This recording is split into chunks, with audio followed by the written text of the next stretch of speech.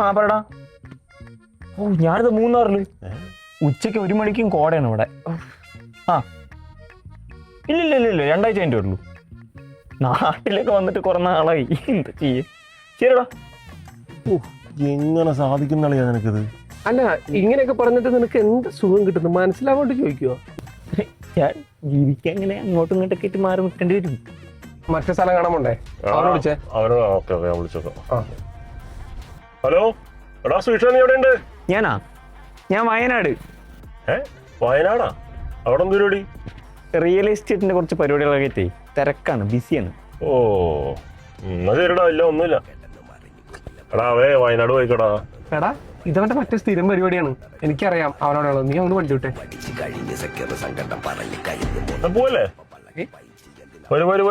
കറിയോ ഇപ്പൊ വന്നുള്ളൂ. വയനാട്ടിലല്ലോ. ഇപ്പൊ വന്നോളൂ. കറിയോ വണ്ടി പോകോ.